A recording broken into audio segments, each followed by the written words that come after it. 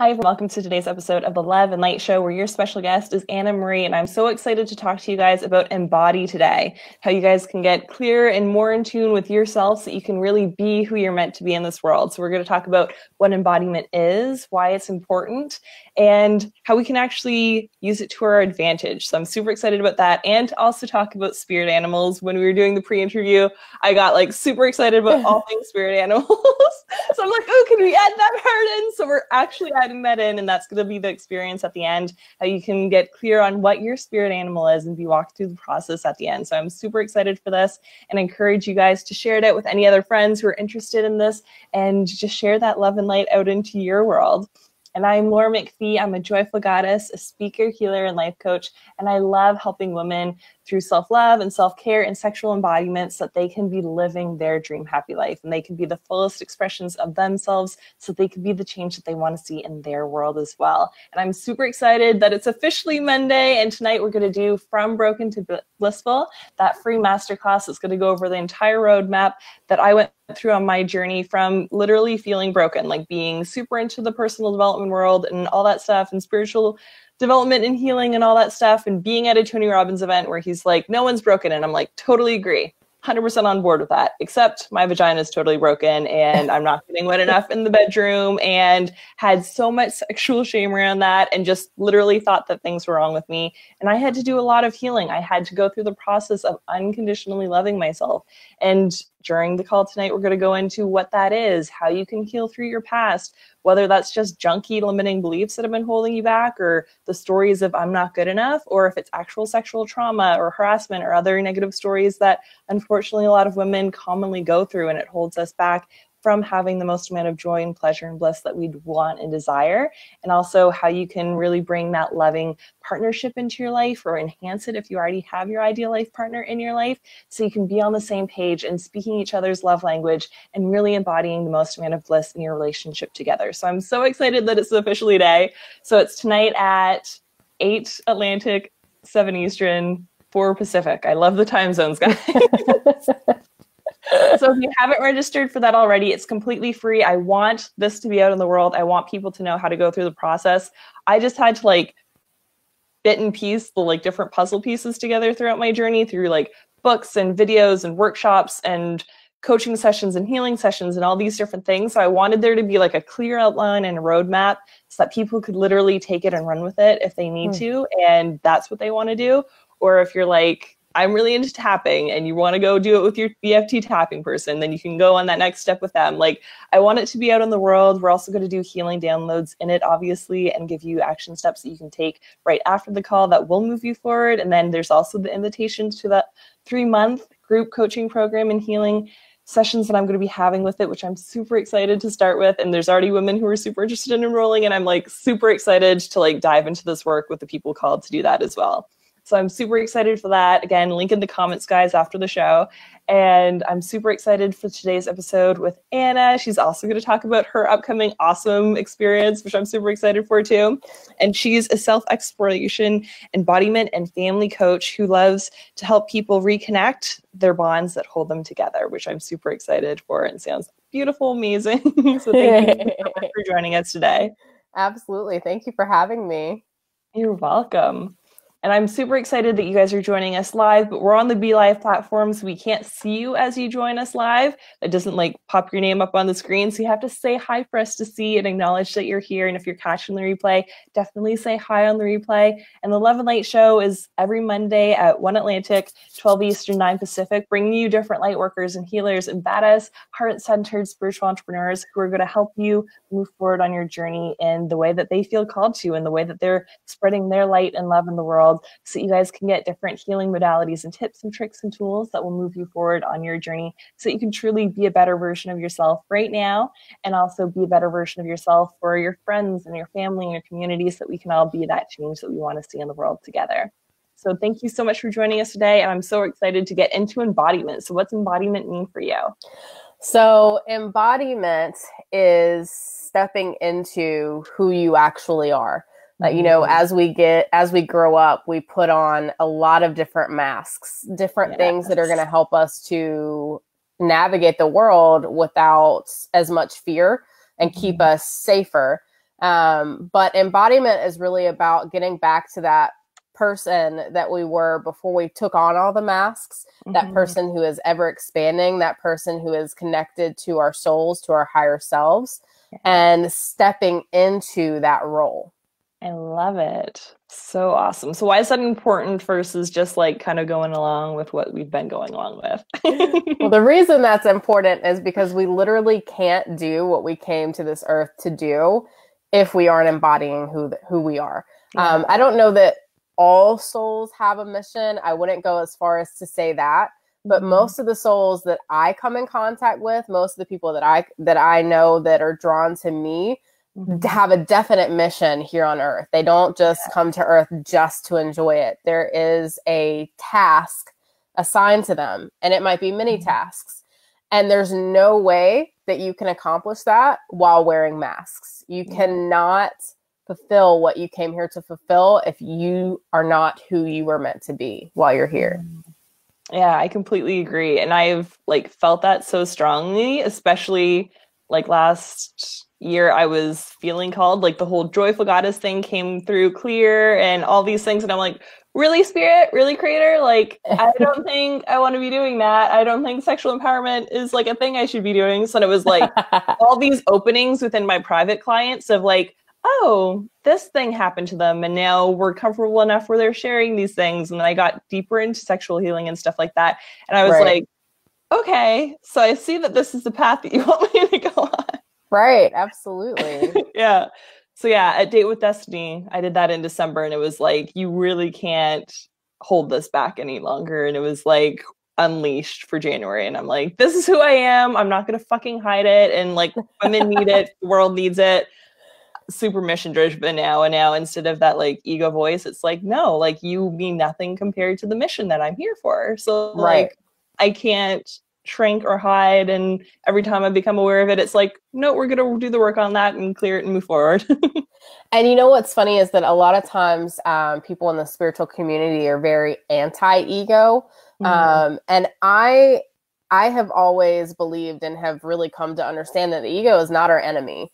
The ego is just a steward. They got a little too much power and doesn't know how to let it go. And it's also like very fearful for us. Like it actually cares about who we are. And so part of embodiment is not having an ego. Part of embodiment is learning how to be the master over your ego and using the ego properly.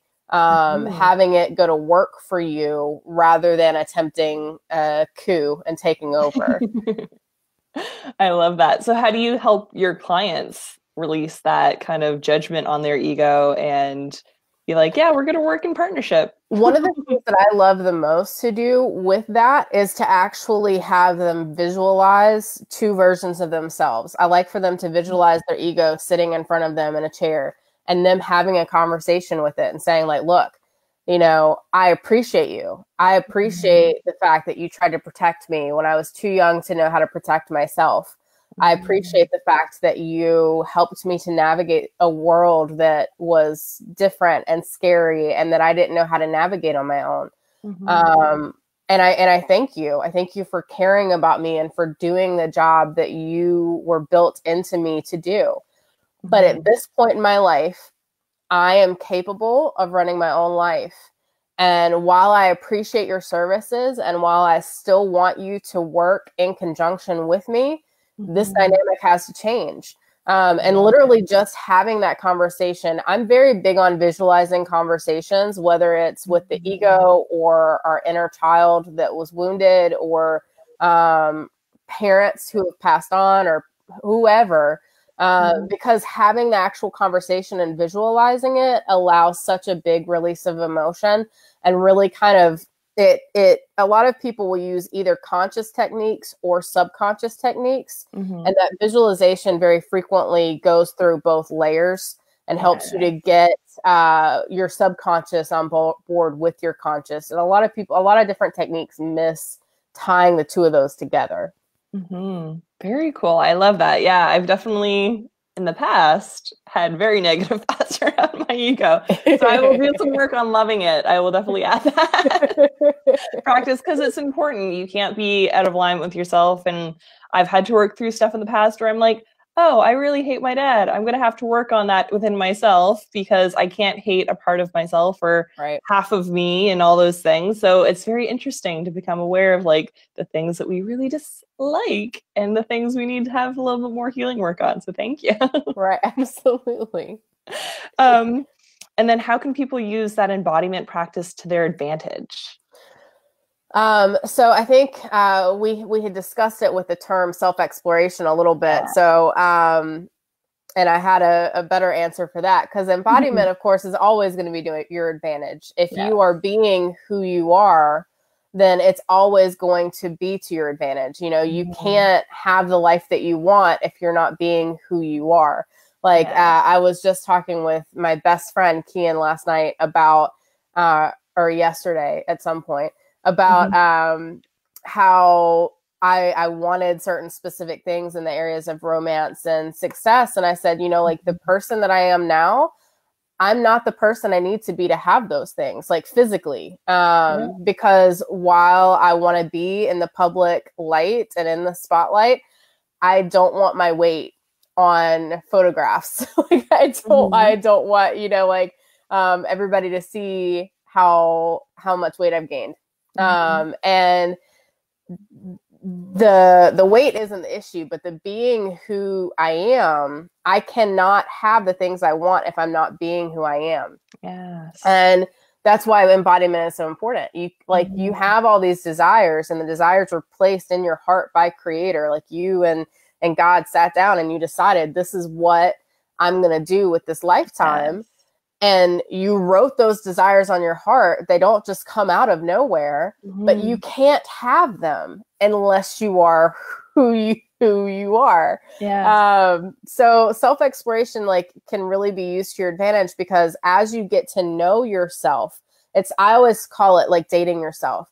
As you get to know yourself, you can actually be who you want to be. You can actually embody that whole of you. But until you know who you are, there's no way for you to do that. You know, like a lot of people know their best friend better than they know themselves. Yep. It's and so true. that's, I mean, how can you navigate life without knowing who you are, who you're meant to be, what sets you off, what drives you to do more? And we're all so different that it's just imperative that we get to know ourselves well enough that we can really step into the truth of who we are, rather than keep hiding behind the masks that we set up. I completely agree. And it's interesting because in all the work that I've been doing for from Broken to Blissful and all that stuff, it's so much reflecting on the older versions of myself. And like the high school version who was just so desperate to be accepted and have a boyfriend and be kissed and maybe have sex and like all these things.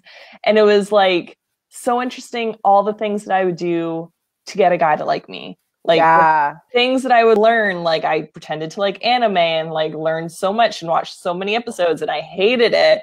And I learned about WWE and watched my brother's stuff and learned about John Cena and like all these things to like the guys around me and try to fit what I thought that they wanted in their head, instead of what I do now, which is 100% myself. I'm super honest and open and authentic. I'm like, this is who I am. I don't get like super dolled up on dates because I'm like, this is me now. This is me on our 50th experience together or our 500th, if it gets that far. And it's like, this is who I am, instead of what I feel most society has, where it's like, become what that other person wants, shift and change yourself because you're not good enough, and you need to obviously do something different for someone else. And it's like, no, like love yourself exactly who you are, be the person that you truly want to be, and you're going to attract your ideal life mate to that. Like, and I love what you're doing where like you're honoring that, like, this isn't where I want to be right now. Like you're seeing it instead of like hiding it and shoving it down. Like there's a lot of things in me where I'm like, yes, I'm up leveling to that version of queen so that I can fully attract in and bring in my king. Like it's normal things that you have to do on the process and be like, this is a list of what I want in my king. This is a list of what that queen would be. And this is how I'm filling these gaps. And like, I'm actively going after that.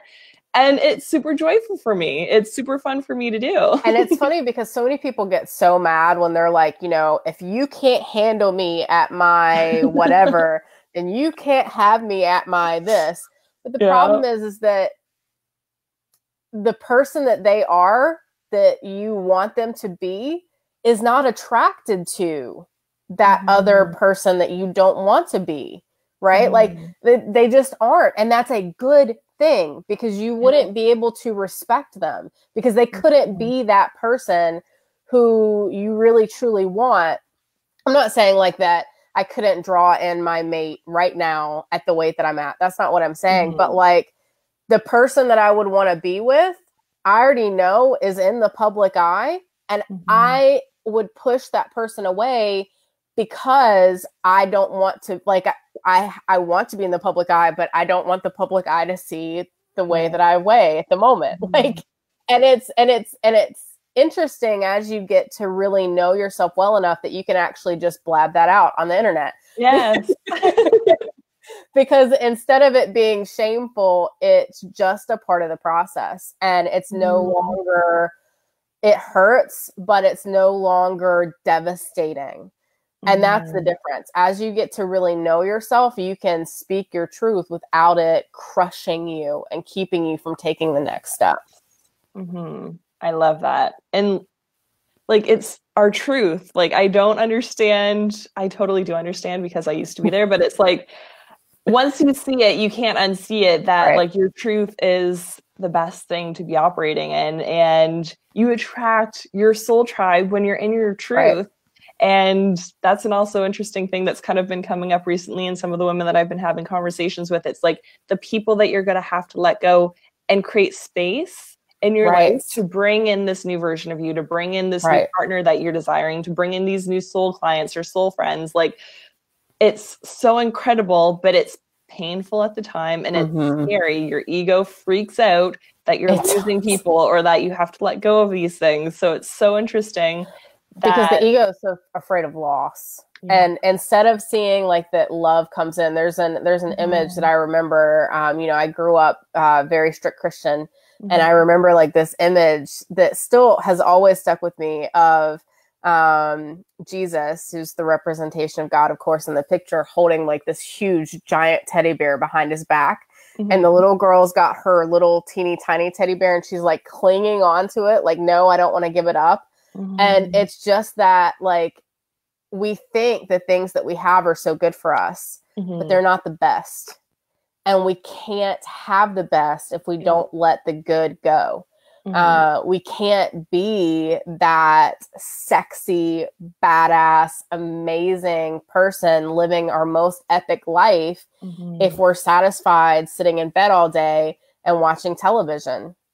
You know, like, we can't have both. You can absolutely be that person and have days where you sit in bed and do nothing. Absolutely. But if you are obsessed with the life you're living now, you can't have the life you're wanting.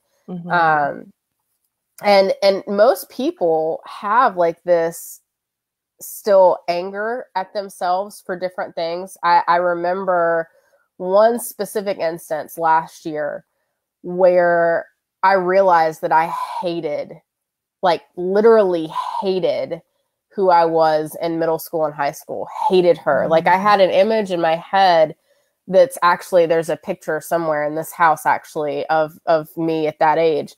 And I had this image in my head of her, and I hated her so much. But the reason I hated her was because she brought a lot of pain on herself for different reasons. And I was still very, very angry.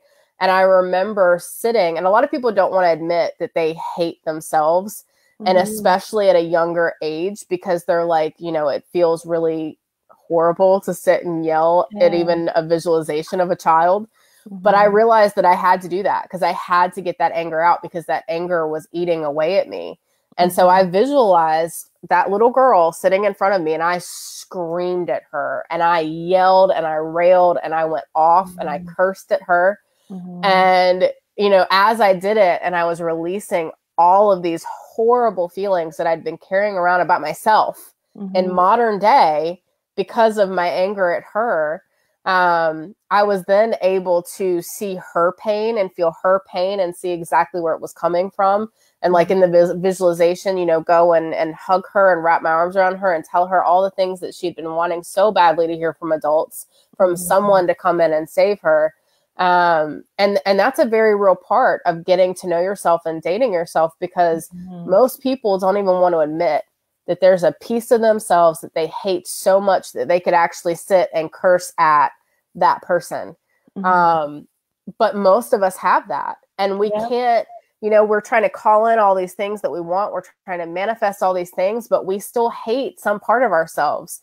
And if it's like that back and forth tug of war, you're going to be pushing things away as much as you're calling things in, because you're not on board with yourself. You're not completely in alignment. You're not embodying, because you're still at war. Yes. So true. We had a comment come in from Christine. She said, why so focused on a mate? You can be totally whole without one. And I totally agree. And I completely am 100% whole without one. And I can go on dates by myself, at a table by myself with a book, and have like the best time and post about it on Facebook and have tons of fucking awesome orgasms all by myself. And I'm all good with that. But I feel that me and Anna both really believe that we have a true like soulmate in this life and feel drawn to him. And that's why we're focusing on also doing the work that we're moving towards. There's also nothing wrong with wanting something, people, we feel very comfortable saying, I want money, or we feel very comfortable saying, I want this career, or I want pizza, I want a dog, or I really want chocolate. Right. But when it comes to a mate, like, we have this ambivalent, like, can I really say that? Is that okay? Like, shouldn't I be whole in myself? And that's not, like, I mean, that's normal. I actually was convicted this year as I was making my list for the things that I wanted this year. And I didn't say that I wanted, a mate or a guy. I was like, no, that's going to come when it's ready. But I was setting all these time frames for when I wanted other things, but not setting a time frame for that, because I was afraid that I would attract the wrong guy because it wasn't the right time. But here's the thing. If you want something, it's because it exists. Like, you literally can't want something if it doesn't exist. So if you want a mate, don't be ashamed of that. Like, I want a partner to do this life with. Can I do it by myself? Absolutely. Yep. But I want a partner. Like, there's power in that, and friends are amazing and great and wonderful, but there is something energetically even powerful about having a mate that you guys both want similar things in life, and you push each other to go after your dreams. There's power that grows there that just can't be denied. And so, while yes, you can absolutely be completely whole by yourself, there is no shame in wanting someone to share that with you. And I believe in saying no to the wrong people. I don't believe in settling for a mate or anything else. But if you want one, know what you want and go the fuck after it, and don't feel bad about it.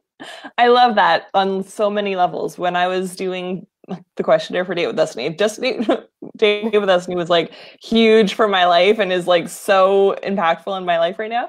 So it was very interesting, because at personal development stuff, it's so easy to be like, I want this success in my business or my health or all these other things. And I was totally putting down in my own head the relationship piece. But when I really like tapped into my heart and what I really truly desire, it's like, that's 100% number one. Like, if I don't have love in this life on that deep level that I know that I'm here for to experience and that exists for me, if I like am ashamed of that and put it in a corner and don't really acknowledge that and continue to go after my business goals and my health goals and all my other goals, it's like, that's going to not be nurtured. So I put it as my number one thing on my list, that I will fully embody the queen to fully attract my king. Like, and I feel so good about that. And it's like right on my poster right there in my like vision statement. Yeah, I've got it on my vision board up there too. And a large part of that is that, like, one part of my mission here, I'm absolutely certain, is to bring more love into the world.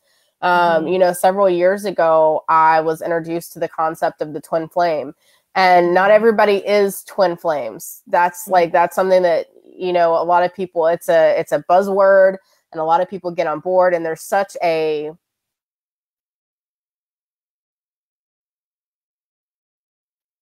Oh no, I think we might have lost her. She's kind of frozen on my side. Oh, there it went. Okay, you're back. You froze. I wasn't sure if I froze or if you did.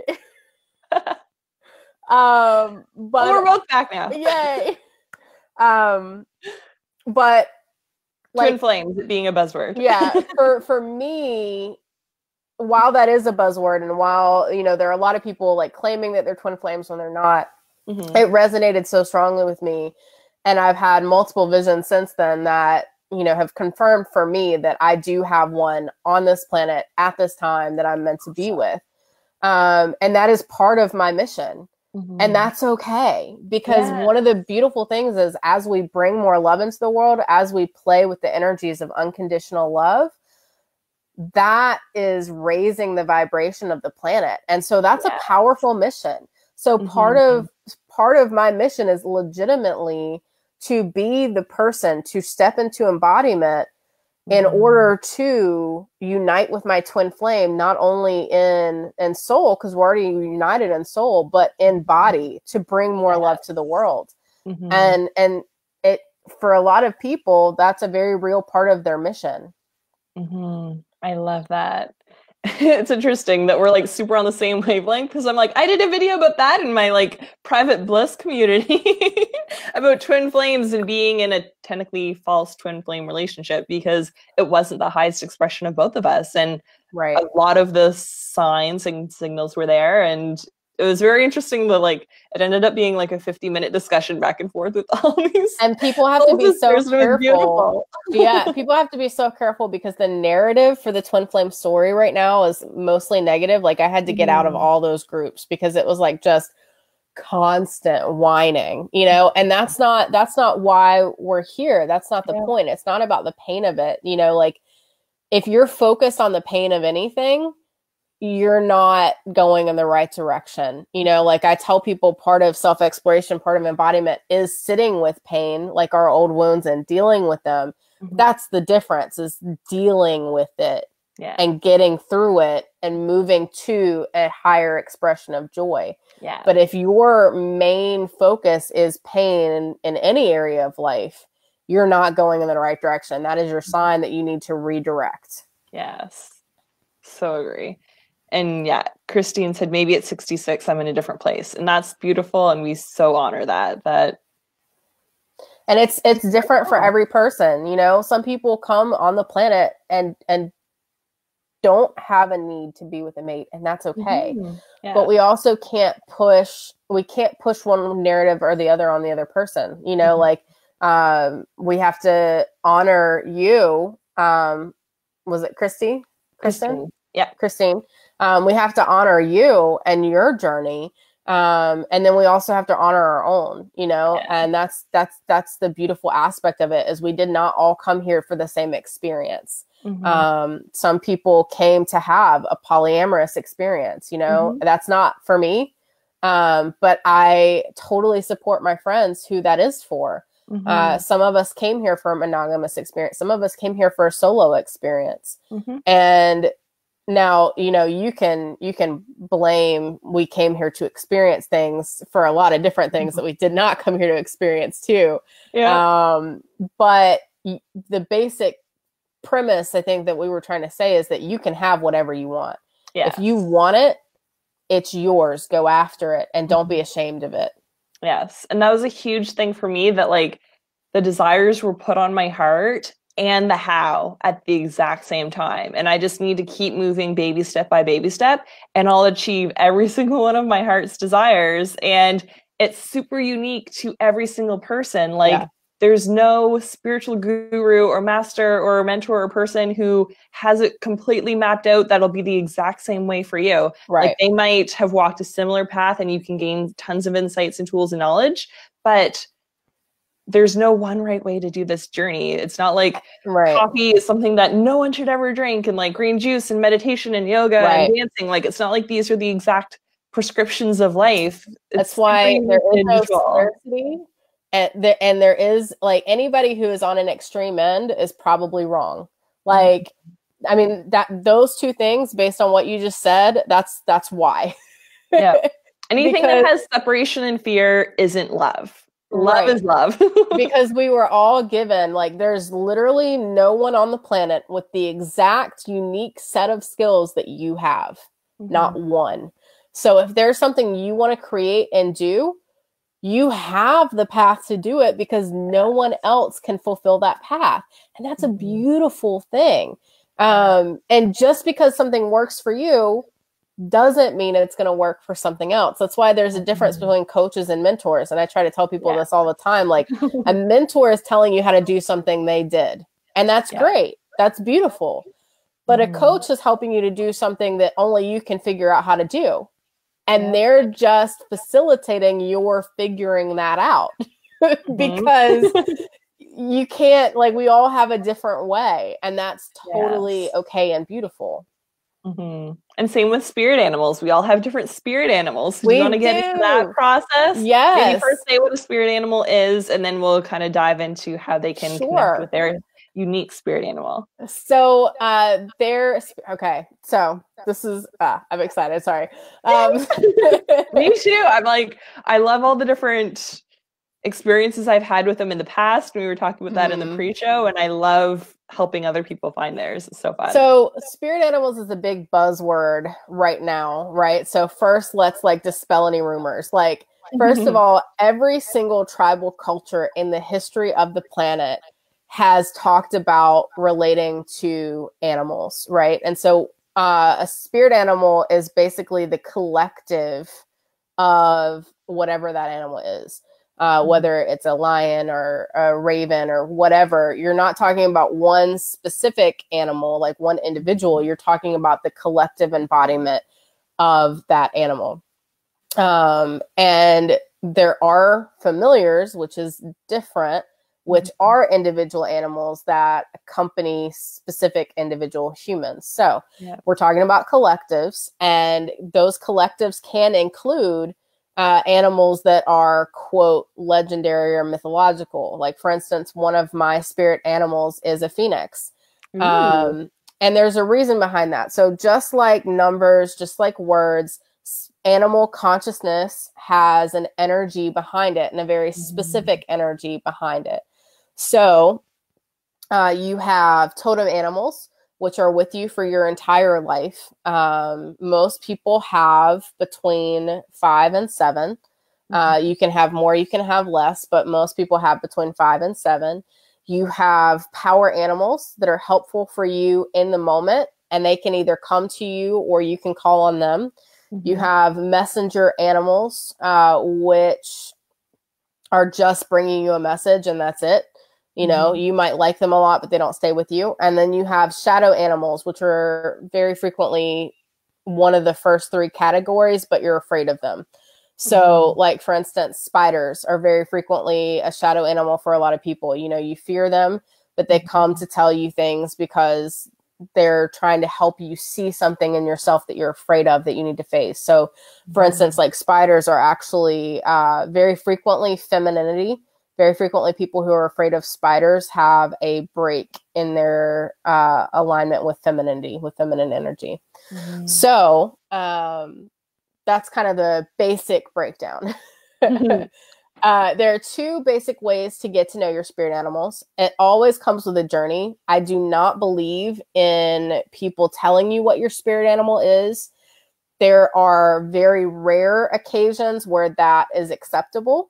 But for the most part, they're either full of bull or they don't understand the importance of the journey. Because for most tribes and tribal culture, that type of thing, when you were to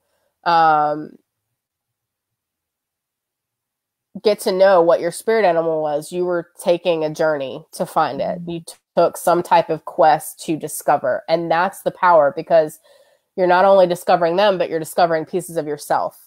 Yeah. Especially when it comes to totem animals. So there are 2 basic ways to meet or get to know your totem animal. One is just asking that your totem animal will reveal itself to you, and looking for it in nature, spending time in nature and trusting that it's going to come forward. Some of you may actually already know your spirit animal simply because it's an animal that you're so drawn to. Maybe you have a collection of frogs or roosters or, you know, a different animal, and you just are obsessed with that animal. Chances are it's definitely a spirit animal. Yeah. The third way, and this is kind of what I'm going to be kind of helping you guys with, is that you're going to go into a meditation. And it's a very simple meditation. You can do it completely on your own without any guided whatever. And I like to encourage people not to listen to a guided meditation for it, even though I have one, simply because it gives you more time to just sit and enjoy. So what I recommend is going into a meditation, getting into a meditative state, visualizing yourself, you know, growing roots into the earth, visualizing light coming into you, you connecting to the nature around you. Go to a place that feels like home for you. For me, it's a clearing in a wood. That's where I love to go. That's what feels like home. Or the mountains. I go to one of the two different places. Those are kind of my places. For you, it might be the beach. For you, it might be an island or a jungle or whatever. Go to a place that feels like home. Just let it be surrounded by nature. And as you're sitting there and going into that meditation and just enjoying the beauty of that nature around you, invite your spirit animal to reveal itself to you. Whatever spirit animal it is that you need at that time, whether it's a totem animal or a power animal, or if you're looking for a specific message, invite that animal to come and reveal itself to you, so that you guys can connect. I always tell people, if you're new to meditation, spend 5 minutes. Don't spend any longer than that. It's okay to just relax there for 5 minutes. Usually for a spirit animal, within about 20 minutes, they'll reveal themselves unless they're particularly shy. But the longer you connect to that particular area that feels like home for you, the more you'll connect with them, whether they reveal themselves or not. For most of my clients, within at least 2 20-minute sessions, one of the animals will come forward.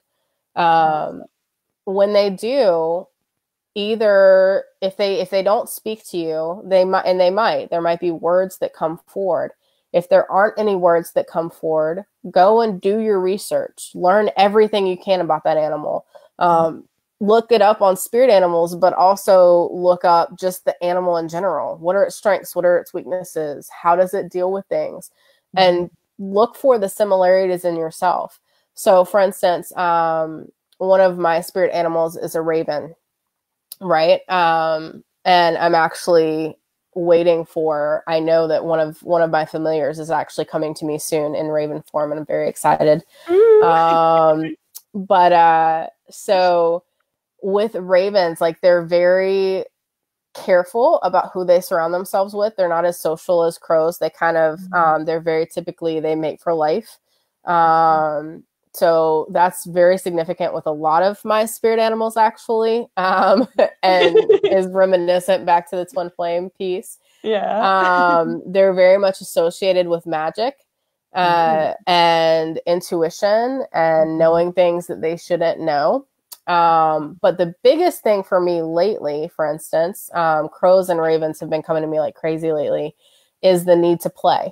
Foxes have been coming to me too. And like just that need to play, because play is what inspires creativity, and play is what inspires, insights that are going to impact the world. Like, that's just reality. And one of the things that I've struggled with, is because of a lot of disparaging comments in my youth about my laughter and different things like that, is that I struggle to, I'm like always encouraging my clients to play, but I struggle to play myself.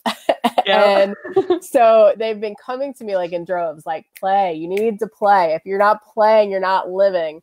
And so listening for those messages, like, what is it that you need in order to be the most powerful version of you, right? Like, a raven would not be a raven if it weren't playful. A fox would not be a fox if it weren't playful. They just wouldn't be. They couldn't embody all that they are if they weren't being playful. And so seeing those things in them and relating it to your life, that's where the power is in recognizing what your spirit animals are. It's not just like, you know, a party hat or a party hat trick, however you say that. It's not just a gimmick. Your spirit animal is not Chris Pratt or, you know, like whoever.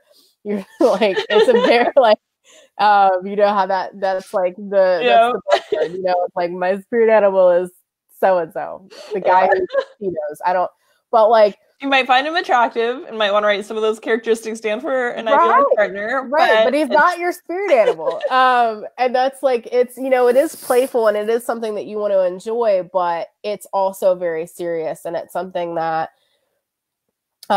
is sacred. Actually, is a better word, because you can be playful about it, but it's not something to spit on. It's not something to be frivolous about, if that makes sense. Yeah, that totally makes sense. And I love that you're bringing up play. That was a huge thing for me because I always had that overachiever productivity thing in my head.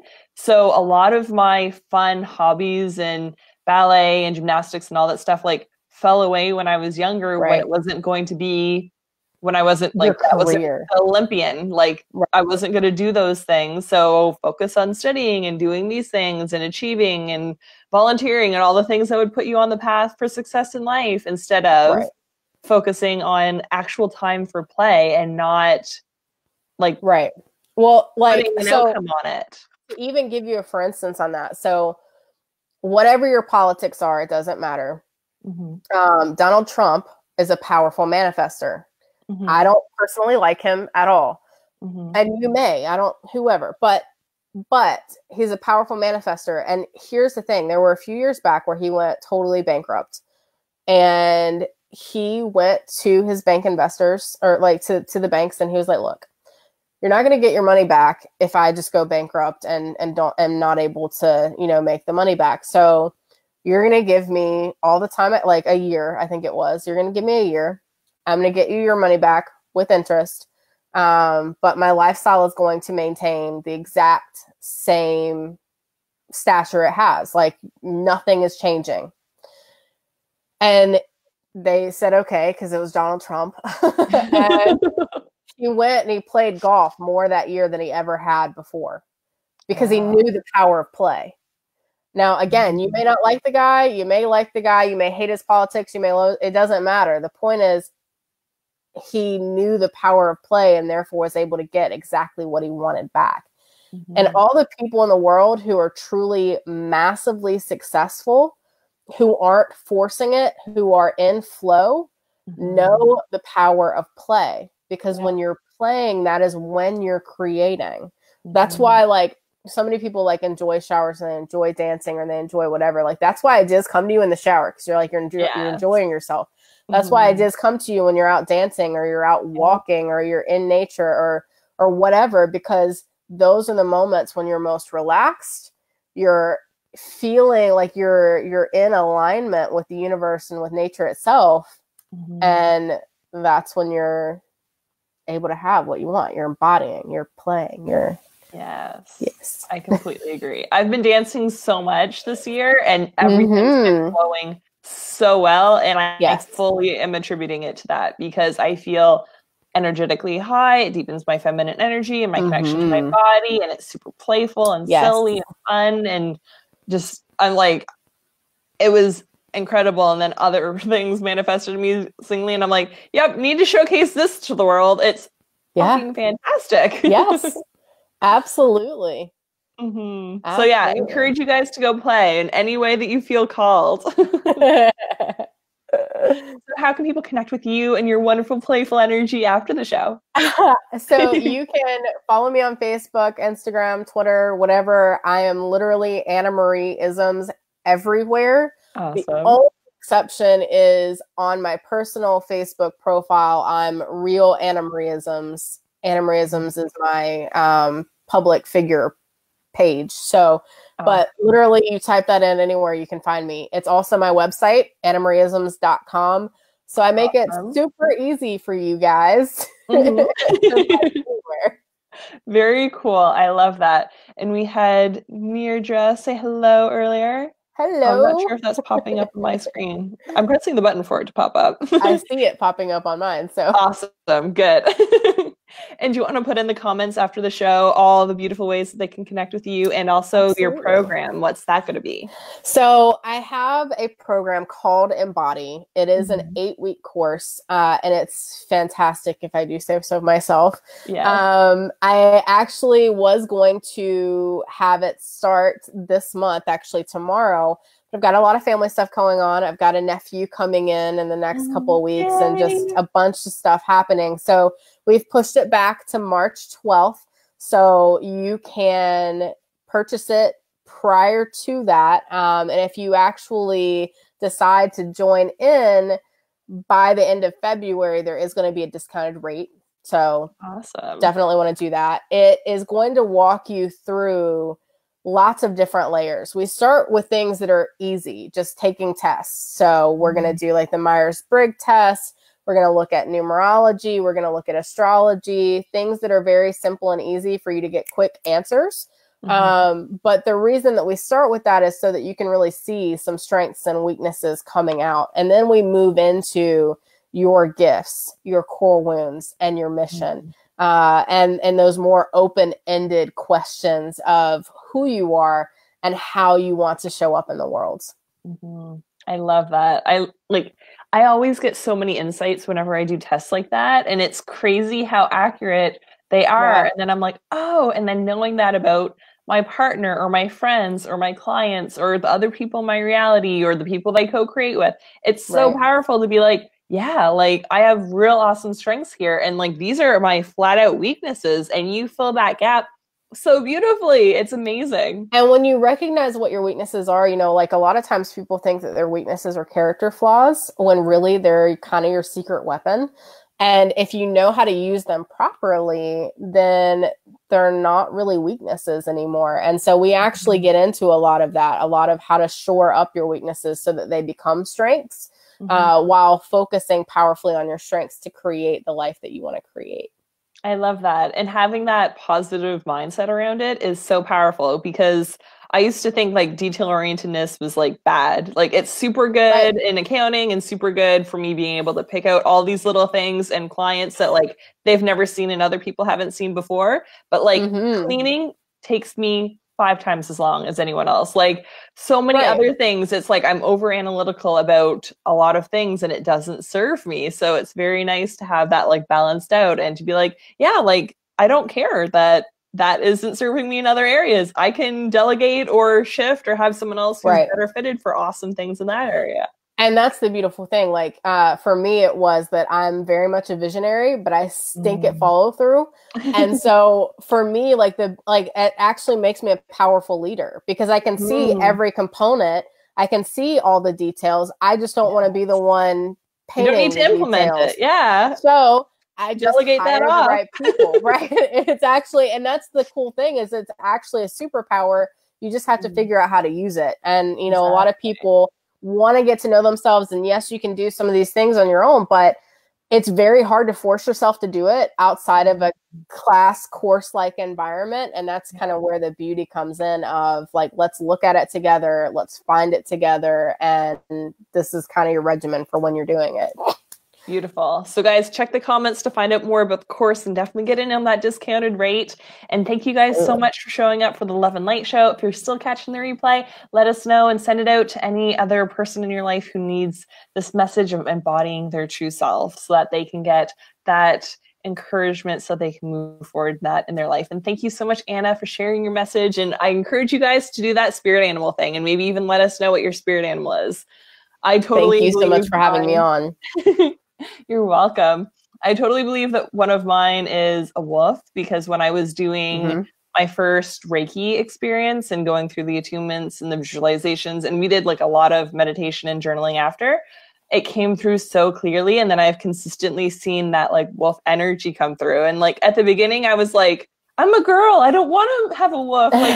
Like other people had prettier, nicer ones. And it's like, no, like that energy is supportive for me and tapping into it. And the more I've grown into it. So if you guys know what your spirit animal is, I would love to know that too, if you're catching the replay. And I think that was all the comments that came in. Oh, and Bill had sent us a smiley face. Hi, Bill. Hope you're having a great day. So thank you guys so much for watching the Love and Light show. I encourage you to make it a weekly habit in your life.